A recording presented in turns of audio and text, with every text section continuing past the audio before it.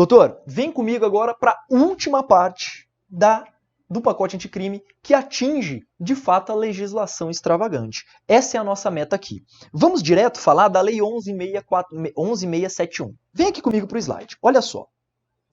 Quando a gente trabalha a Lei 11.671, doutor, esta lei ela trabalha com algumas questões relacionadas a estabelecimentos de segurança máxima. Pedro, mas o que eu tenho que saber no que diz respeito ao estabelecimento de segurança máxima? Quer ver só? O juízo federal, olha que interessante. O juízo federal, opa, volta aqui comigo, né? Deixa eu só ajustar a caneta aqui.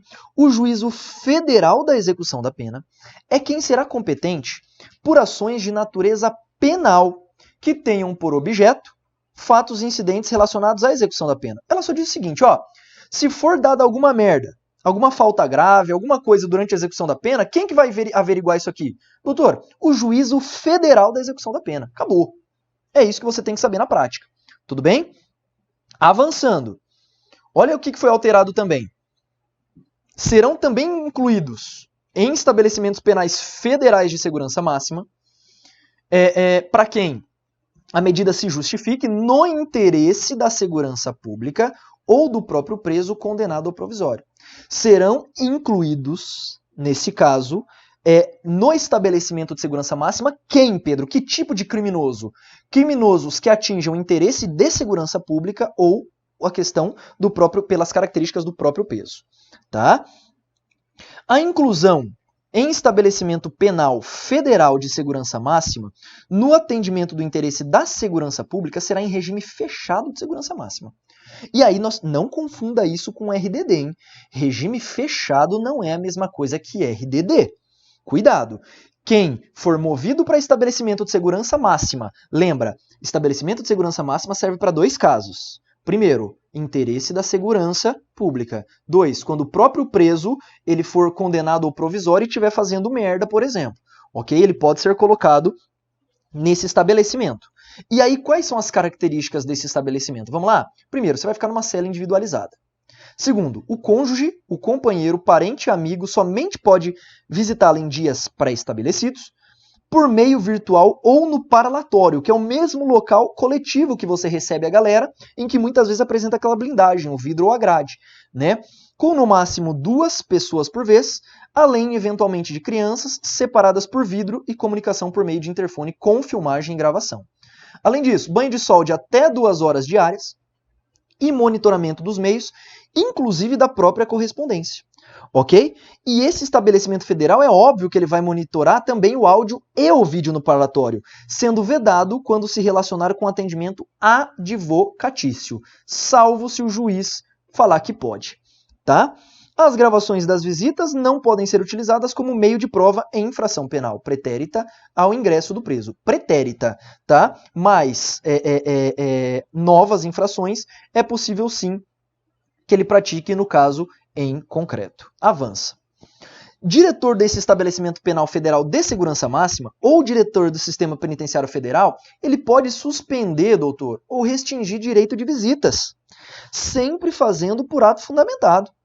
Então, quem pode restringir a visita, Pedro? O diretor do estabelecimento ou do sistema penitenciário. Tudo bem? E aí, nesse caso, Pedro, olha que interessante. Configura crime do artigo 325 é violação de sigilo funcional, tá? Violação de sigilo funcional. A violação do parágrafo 2º. Pedro, o que é o parágrafo 2º? Doutor, quebrar esse monitoramento de áudio e vídeo. Imagina, você tem a captação de áudio e vídeo e você vaza essa informação. Doutor, nesse caso, violação de sigilo funcional é o crime praticado. Tudo bem? Bacana? Avança comigo. O artigo 10 também foi modificado. Pedro, quanto tempo a pessoa pode ficar no estabelecimento federal de segurança máxima? Quanto tempo que ele pode ficar? Doutor, até 3 anos. Renovável por iguais períodos, quando solicitado e motivado pelo juiz, né? 11A.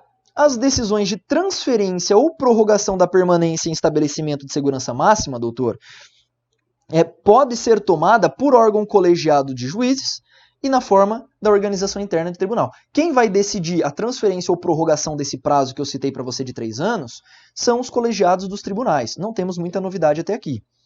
O 11b vai falar que os estados e o DF pode também construir estabelecimentos de segurança máxima, lembrando que esta lei trabalha com estabelecimentos federais. Só que aqui ela faz o quê? Ela permite que estado e DF adapte as condições já existentes ou construam novos estabelecimentos, sendo aí sim aplicáveis no que couber essa legislação aqui, aplicação subsidiária. Show? Beleza. Vem comigo. Respira de novo. Pedro, tá pesado. Pacote anticrime é foda, é difícil, mas doutor, daqui pra frente, você vai ver que as leis elas são mais brandas. Lembrando que você só vai estudar essas leis do pacote anticrime quando especificamente estiver no teu edital. Bacana? Estamos aqui para justamente dar essa pincelada no seu estudo. Vem comigo, leis de identificação, artigo 12 do pacote anticrime. Me acompanha aqui.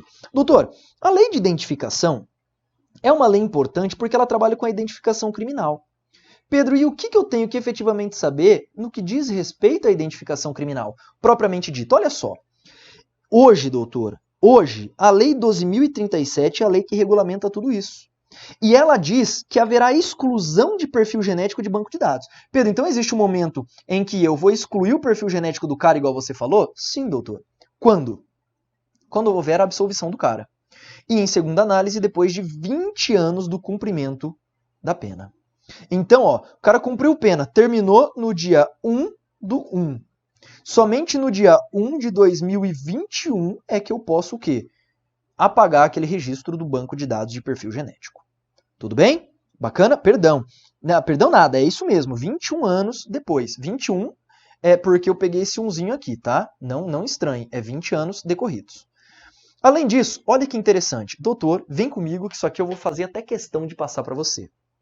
Meu querido, minha querida, o banco de dados de perfil genético ele foi alterado. Na verdade, o banco de dados de perfil genético não, perdoe-me. O banco de impressão digital. Hoje, nós condensamos em um único banco de dados, que é o Banco Nacional Multibiométrico e de Impressões Digitais. Hoje, doutor, existe um banco de dados, pelo menos teoricamente, de acordo com o pacote anticrime. Hoje existe um banco de dados que coleta, por exemplo, exposição facial, cor de íris, tonalidade de voz. Esse perfil criado de fisionomia da pessoa, além da impressão digital, poderá ser também mantido. É um banco nacional. Doutor, se é um banco nacional, quem vai fundamentar como é que ele deve ser regulado é ato do Poder Executivo Federal. Não tem muita dúvida no que diz respeito a esse tema. Ok? É o Poder Executivo Federal quem vai nortear toda essa implementação. Então vem comigo para a lei para a gente entender melhor. Olha só. Fica autorizada a criação no Ministério da Justiça o Banco Nacional Multibiométrico e de Impressão Digital, sendo regulamentado por ato do Poder Executivo Federal. Lembrando que é possível também íris, face e voz. Não é face de Facebook aqui não, tá, filho? É face, tá? E aí ele vai dizer que esse banco, ele vai, obviamente, atender investigações criminais para identificação exclusivamente de natureza criminal. E olha que interessante, poderão ser colhidos registros tanto de preso provisório quanto preso definitivo, que não tiverem sido extraídos na hipótese de identificação criminal. E aí vai poder integrar também o Banco Nacional Multibiométrico, inclusive aquele elaborado pelo Tribunal Superior Eleitoral e Instituto de Identificação. Sabe quando você vai fazer identidade e tem que colocar impressão digital? Pois é, ele pode ser utilizado no banco de dados, assim como o título de eleitor, quando você vai lá identificar por impressão digital. Tá? Olha só, no caso de banco de dados de natureza civil, doutor, perceba que criminal pode tudo. Agora, na civil, o perfil ele somente será limitado à impressão digital. Ele não vai oferecer íris, face, cor do cabelo, não vai. Naquele de natureza civil, só impressão digital. Tudo bem? A integração e a interoperação de todo esse banco de dados ocorrerá por meio de acordo e convênio com os órgãos estabelecidos também em lei. Os dados têm caráter sigiloso, isso eu não precisava nem dizer, não é qualquer pessoa que vai poder entrar no Banco Nacional de Perfil Multibiométrico e Impressão Digital. Só pessoa autorizada, polícia normalmente, MP, juiz e por aí vai. E essas informações elas devem ser consignadas em laudo pericial firmado por um perito oficial habilitado. Ou seja, informações que vão gerar todo esse banco nacional, elas devem ser todas gerenciadas por um perito oficial habilitado. Não mais, perceba agora, por papiloscopistas. Papiloscopistas, nos termos da Lei 2030 de 2009, não são considerados peritos de natureza criminal.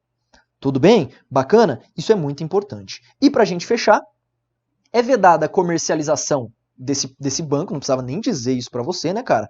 E a autoridade policial e o MP pode requerer ao juiz o acesso a esse tipo de dado. Show de bola? Isto é a lei de identificação criminal. Vem comigo de novo, ó, respira. Pedro, tá pesado, não quero me ouvir falar de lei anticrime. Mas, doutor, estas leis que eu estou trabalhando para você, repito, você só vai estudar se efetivamente estiver no seu edital. Vem comigo, continua aqui. Próxima leizinha, julgamento das organizações criminosas. Olha só. Pedro, existe uma lei que regulamenta toda a questão relacionada a organizações criminosas ao seu julgamento? Sim. Olha só que legal. Os tribunais de justiça, doutor, hoje eles poderão, tanto os tribunais de justiça quanto os TRFs, eles podem instalar na comarca sede da circunscrição vara criminal agora colegiada, não mais pelo juiz singular. E essa vara criminal colegiada, olha o que ela é competente para julgar. Crime pertinente destas organizações armadas ou que tenham armas à disposição. Crime do 288A, que é milícia privada.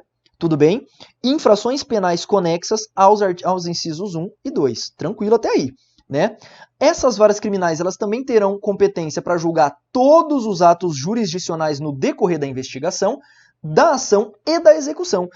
Perceba que essa vara, ela atua em todos os momentos, tanto no momento preliminar, quanto no momento processual, quanto na execução da pena, tá? Inclusive na transferência desse estabelecimento para a segurança máxima ou para a RDD.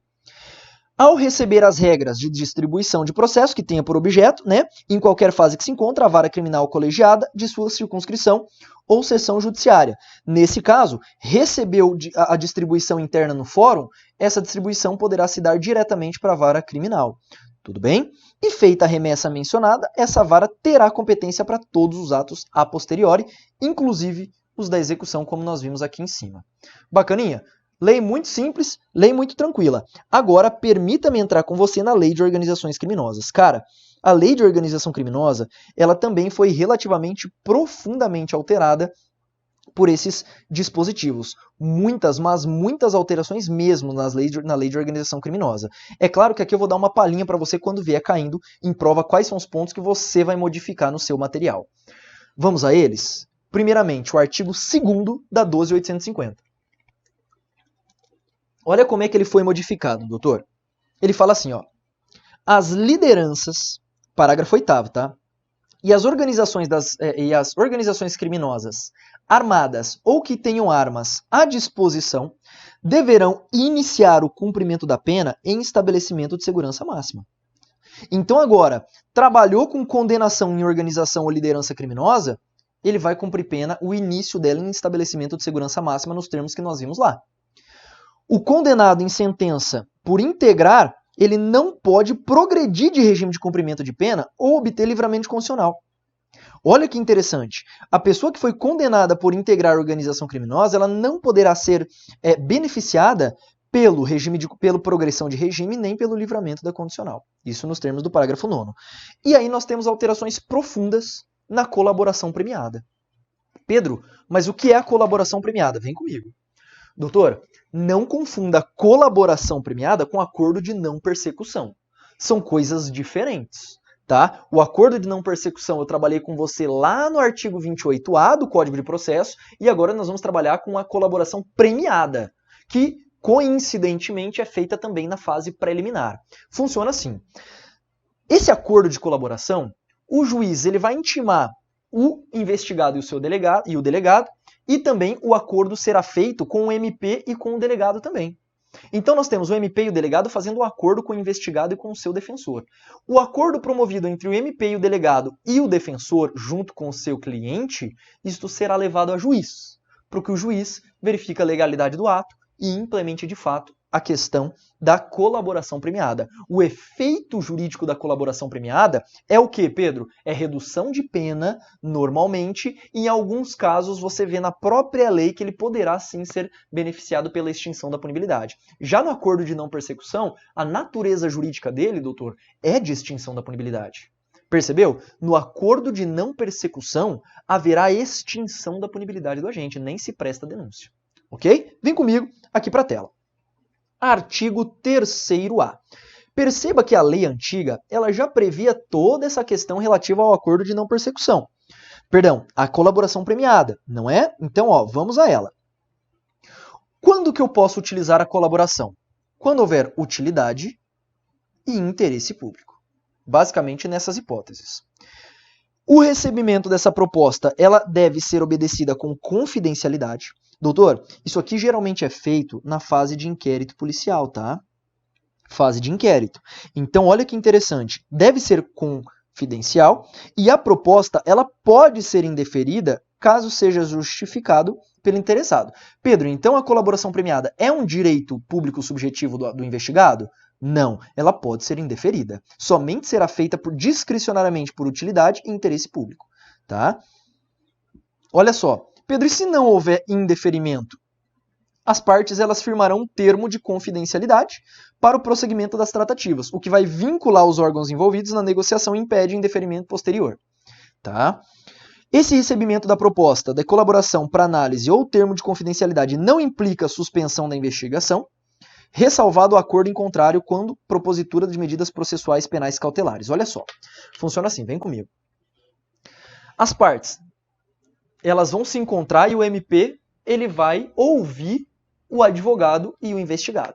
O advogado vai falar assim, não, vamos fazer um acordo então de colaboração premiada, tal. O MP pode falar não? Pode, ele pode indeferir. Olha que interessante, o MP pode indeferir esse tipo de acordo. Ele poderá indeferir, mas cuidado. Mas cuidado. Se ele não indeferir, o que deve ser feito de imediato é o quê, doutor? Neste caso, o que deve ser feito de imediato, é justamente um termo de confidencialidade. Bacana? Esse termo de confidencialidade, ele vai basicamente trabalhar com quais situações no caso concreto.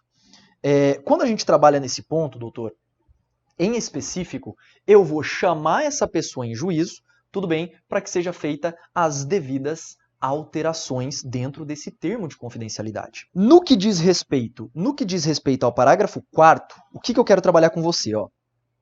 O acordo da colaboração, volta aqui comigo, né? O acordo de colaboração, ele poderá ser precedido de uma instrução quando houver necessidade da identificação ou complementação do seu objeto, dos fatos narrados, da sua definição jurídica ou relevância. Pedro, então ele pode ser precedido de uma instrução para saber o que pode ou não pode ser feito? Sim, é bem simples isso aqui. Os termos do recebimento, vem comigo para a tela. Os termos do recebimento de proposta da colaboração serão elaborados por um celebrante e assinado por ele. Bacana. Na hipótese dele não ser celebrado o acordo por iniciativa do celebrante, esse não poderá se valer de nenhuma das informações ou provas apresentadas pelo colaborador. Bacana? Ou seja, o MP não poderá utilizar geralmente nenhuma prova, nem o delegado. Tudo bem? É colaborador de boa-fé para qualquer outra finalidade. O terceiro C. A proposta da colaboração deve ser instruída por uma procuração com poder específico por um advogado. Isso aí não tem muita dúvida no que diz respeito ao terceiro C, né? Em caso de conflito de interesse, é possível sim se nomear outro advogado por caso, ou até mesmo participação de um defensor público. Nesse acordo, deverá ser narrado todos os fatos ilícitos para os quais ocorreu ou que tenha relação direta com os fatos, e incumbe à defesa instruir a proposta da colaboração e os anexos. Claro, doutor, isso aqui é muito óbvio, eu nem perco muito tempo. Vem aqui comigo. Cara, se tem uma coisa que eu tenho raiva, eu sei que a legislação ela tem que prever o procedimento. Mas, doutor, são procedimentos muito cansativos. São procedimentos que nós, por exemplo, que estudamos isso a todo tempo, a gente já está cansado de saber. Pedro, tem que ter advogado? Tem. Basta que ele dissesse uma vez, mas a lei repete de maneira cansativa. Tá? Mas vamos continuar aqui no artigo 4º. Vem comigo, ó. O artigo 4º, doutor, basicamente, da Lei de Organizações Criminosas, ela vai trabalhar com a questão relativa a benefícios, né? Na mesma hipótese trazida pelo CAPT, que são os benefícios trazidos pela lei, extinção da punibilidade, redução de pena e por aí vai, o MP pode deixar de oferecer a denúncia se a proposta do acordo referir-se à infração de cuja existência não se tenha prévio conhecimento. Então, olha só, é possível aplicar os benefícios do CAPT que a gente vai ver do artigo 4º, tudo bem que você pode ler aí na sua casa, tranquilo, se essa proposta se referir à infração de cuja existência não tenha prévio conhecimento. Então o cara não sabia que determinado fato, em que o indivíduo envolvido não for o líder da organização, ou se ele for o primeiro a prestar a efetiva colaboração. Nesta hipótese, será possível, portanto, a concessão de benefícios. Tá? E considera-se existente o conhecimento de prévia infração quando o MP ou a autoridade policial tenha instaurado inquérito ou procedimento investigatório. Bacana. Pedro, beleza. O delegado, vem comigo, ó. O delegado e o MP fizeram um acordo com o colaborador. Eles terão que apresentar isso para um juiz. Pedro, o que o juiz pode fazer dentro desse acordo? Vamos ver? Vem aqui comigo, ó. Realizado o acordo na forma desse artigo, serão remetidos ao juiz para análise o respectivo termo, as declarações do colaborador e cópia da investigação, devendo o juiz ouvir sigilosamente esse colaborador acompanhado do seu defensor, nos seguintes aspectos, para que seja homologado, para que homologue efetivamente o acordo: regularidade e legalidade e adequação dos benefícios pactuados àqueles previstos no caput do artigo 4º e 5º, razoáveis e proporcionais. Tudo bem? A adequação de resultado aos resultados mínimos exigidos no inciso 1º, 2º, 3º, 4º e 5º do caput do 4º, tá? E última análise, voluntariedade da manifestação de vontade especial em casos de que o colaborador está ou esteve sob efeito de medida cautelar. Aí vem, ó, o juiz do tribunal ele deve proceder sempre à análise fundamentada. Cara, precisava dizer isso de novo? Acredito que não, mas tudo bem. São nulas de pleno direito as previsões de renúncia ao direito de impugnar decisão homologatória. Pedro, não entendi nada. Parágrafo 7b, tá feio a leitura dele. Olha só. São nulas do direito as previsões de renúncia ao direito de impugnar a decisão homologatória. Ou seja, a pessoa não terá direito, doutor, de impugnar uma homologação que foi efetivamente realizada pelo juiz. A pessoa ela não poderá, sendo nulo tal ato. Bacana? Show de bola? Avança comigo aqui. A lei de organização criminosa é muito alterada, não é? Olha só. O juiz ele pode recusar a homologação, Pedro? Sim, que não atenda aos requisitos legais. Em todas as fases do processo, deve-se garantir a oportunidade para o réu se manifestar, contraditório ampla defesa. Precisava dizer de novo isso? Pois é, cansativamente a nossa legislação faz. Parágrafo 3º vai falar que o registro dessas tratativas poderão ser feitas em recurso de gravação magnética, estenotipia digital ou técnica similar. Tudo bem? Nenhuma das medidas será decretada ou proferida com fundamento apenas na declaração do colaborador. Doutor, olha só. O colaborador muitas vezes diz muita coisa. E estas coisas ditas, muitas vezes são usadas como fundamentação de algumas situações. O parágrafo 16, ele disse o seguinte, olha só. As tratativas com o colaborador não poderão ser utilizadas nas seguintes condições. Primeiro, para implementação de medida cautelar ou pessoal. Eu não posso utilizar a declaração do delator, né? Recebimento de denúncia ou queixa também não pode ser fundamentada na declaração do colaborador, nem sentença condenatória. As três não poderão, a declaração do colaborador não poderá subsidiar essas três medidas. Tudo bem? O acordo homologado ele será rescindido em caso de omissão dolosa sobre os fatos, ou seja, a pessoa dolosamente se omitiu em relação dizendo que não sabia, mas o fez dolosamente, e esse acordo de delação pressupõe que o colaborador cesse o envolvimento na conduta ilícita. Pedro, se ele continuar praticando crime, porra, aí não é, né? Aí tem que tomar cuidado. E aí, direitos do colaborador. O artigo 5º também foi modificado. Pedro, quais são os direitos do colaborador? Primeiro, cumprir pena, doutor, ou prisão cautelar em estabelecimento penal diverso dos réus condenados, dos réus que já foram efetivamente condenados. Então, olha só, ele tem direito a uma prisão cautelar ou cumprir pena em estabelecimento penal daqueles demais corréus que já foram condenados. Tudo bem? Ou condenados também, né? O corréu, o cara está respondendo processo. Condenado, o cara já foi sentenciado. Parágrafo 3º vai falar o seguinte. Esse acordo ele é sigiloso até o recebimento da denúncia ou queixa. Perceba que ele não é todo sigiloso. No processo ele pode ser divulgado. Então, ó, ele é sigiloso até o recebimento da denúncia ou da queixa. Recebimento, não é oferecimento. Cuidado com isso, tá? O 10A vai dizer que será admitida a ação de agente infiltrado virtualmente para investigar crimes, sendo considerado dado de conexão informações relativas ao IP do cara e dados cadastrais informações relativas a nome e endereço do assinante ou do usuário registrado. Não é? Outros pontos muito superficiais, né? Na hipótese de representação do delegado juiz antes de decidir ou virar o MP, vem aqui comigo. Doutor, você tem que entender o seguinte. Sempre em crimes de grande repercussão, crimes que envolvem pedofilia na rede de internet e coisas desse tipo, toda vez que o delegado for atuar, o juiz, em regra, ouvirá o MP a respeito daqueles fatos. Isso é importantíssimo que você entenda. Drogas, isso vale. Pedofilia, isso vale. Tudo bem? Volta aqui comigo. Será admitida a infiltração se houver indícios de infração penal de que trata o artigo 1º e se as provas não puderem ser produzidas por outros meios. Tudo bem? Então, quando que pode haver infiltração? Nessa condição do parágrafo 3º. Parágrafo 4º. Essa infiltração poderá ser autorizada pelo juiz, tudo bem? Só juiz autoriza, por um prazo de até 6 meses, sendo possível eventuais renovações até no máximo 720 dias. 2 anos. Basicamente, 2 anos que a gente tem. Tá quase 2 anos. Dá 365 dias no ano. Então, 720 dias dá quase 2 anos aí na prática. Tudo bem? Findo esse prazo, vai ser feito um relatório que deve ser registrado, gravado e armazenado e apresentado ao juiz, que vai cientificar o MP. No curso do inquérito, o delegado também poderá requisitar a qualquer tempo a atividade de infiltração e é nula a prova obtida sem o disposto de autorização judicial. Informação da operação serão encaminhadas diretamente ao juiz pela autorização que vai zelar pelo seu sigilo. Não comete crime policial que ocultar a sua identidade para, por meio da internet, colher indício. Olha só, que interessante. O policial infiltrado ele não pratica crime. O policial que oculta a sua identidade, que está efetivamente infiltrado, por exemplo. Tá? E o agente policial infiltrado, que deixar de observar a finalidade da investigação, responde pelo excesso praticado, mas só pelo excesso. Tudo bem? E para fechar, a lei de organização criminosa, o 10D.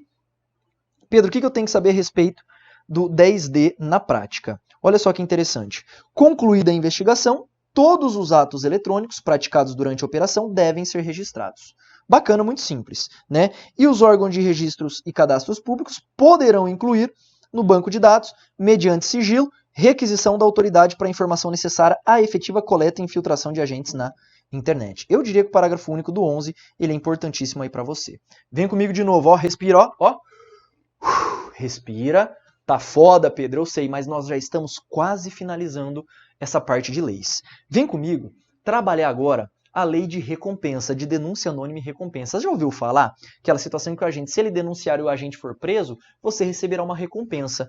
Vamos ver o que essa lei fala? Vem aqui comigo, ó. A lei agora inseriu o pacote anticrime, inseriu na lei de recompensa a seguinte situação, ó. A União, Estado, DF e Município, eles devem colocar nas repartições unidade de ouvidoria ou de correição, para que as pessoas do povo possam delatar, muitas vezes, algumas situações. Lembrando que, considerado razoável o relato pela unidade e procedido o encaminhamento, ao informante serão asseguradas proteção contra retaliação e isenção de responsabilidade civil ou penal, exceto se ele tiver apresentado informações falsas. Olha só, eu denunciei. E eu me identifiquei. Eu sou protegido contra retaliação, inclusive isento de responsabilidade civil e penal. O informante ele também tem direito à preservação da sua identidade. Isso é importante, tá? Que será somente revelada quando houver interesse público ou no interesse concreto dos fatos. Tudo bem? Então, 4B permite a identificação daquela pessoa que denunciou ou que trouxe à tona a figura do foragido, não é? E além das medidas de proteção, será também assegurada ao informante proteção contra ação ou omissão praticada na retaliação do exercício do direito de relatar. Então, Pedro, eu quero relatar. Eu serei protegido pela lei? Sim, será protegido, né? E aí a prática de ação ou omissão de retaliação constitui uma falta disciplinar grave e sujeitará o agente à demissão a bem do serviço público. Pedro, então o agente, imagina, vem comigo. Chegou uma pessoa lá na repartição e falou, ele me tratou desse jeito. Ele me tratou desse jeito. E aí o servidor público vai lá e aperta o calo do denunciante. Doutor, esse servidor público, ele será submetido à demissão do bem do serviço público, a bem do serviço público. Olha a importância que trouxe essa lei. Tudo bem? Volta aqui comigo. O informante será ressarcido em dobro por eventuais danos materiais causados por ações ou omissões praticadas nesta retaliação. Quando as informações resultarem em recuperação do produto crime contra a administração, poderá ser fixada uma recompensa de até 5% do valor recuperado. Até 5%. Então imagina, recuperou-se algo. Quantos por cento a pessoa pode ficar dessa recuperação, doutor? Até 5%. Bem interessante esse ponto aí também, ok? Próxima lei, Lei do Fundo Nacional de Segurança Pública. Doutor, essa lei ela é importante, hein? Ela é uma lei nova de 2018 e ela já foi alterada. Olha só, Pedro, o que pode funcionar como recurso do Fundo Nacional de Segurança Pública? Vem aqui comigo. O Fundo Nacional de Segurança Pública, doutor, é um fundo criado exclusivamente para segurança, para investir em segurança pública. Vale para militares, isso vale também para policiais. Então é um fundo criado. E aí considera-se recurso direcionável ao Fundo Nacional de Segurança Pública vários listados no artigo 3º e alguns que a lei inseriu, que o pacote anticrime inseriu. Vamos vê-los? Olha só. Primeiro, recurso proveniente de convênio, contrato ou acordo firmado por entidade pública ou privada nacional. Recurso confiscado proveniente da alienação de bens perdidos em favor da União. Fiança quebrada ou perdida, também vai para o Fundo Nacional de Segurança Pública agora. E rendimentos de qualquer natureza auferidos como remuneração decorrentes da aplicação do patrimônio do Fundo Nacional. Tudo bem? E para a gente fechar essa parte relacionada a leis, última lei que nós veremos, última CPPM. Doutor, vem aqui comigo. Você não precisa nem ler essa parte do CPPM. Basta que você faça, sabe o que, doutor?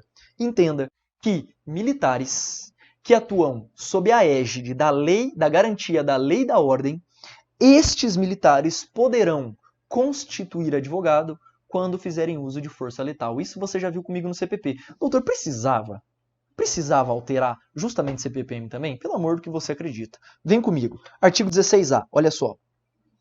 Nos casos em que servidores das polícias militares e de corpos de bombeiros militares figurarem como investigado em inquérito policial militar e demais procedimentos a fatos relacionados ao uso da força letal, o indiciado pode constituir um advogado. Qual que é o prazo que ele tem mesmo? 48 horas ao contar do recebimento da citação. Lembrando que citação é um termo inadequado. E assim, doutor, nós finalizamos finalmente essa parte de pacote anticrime. Pedro, quanta lei nós trabalhamos aqui no pacote anticrime. Pois é, doutor, muitas e muitas leis mesmo. E é por isso que eu gostaria que você, particularmente, visse quantas vezes for necessário. Eu sei que teve momentos da lei que a gente corre um pouquinho, porque senão não dá tempo. O nosso tempo ele é restrito, mas com isso eu tenho certeza que você consegue garantir algumas questõezinhas aí na sua prova.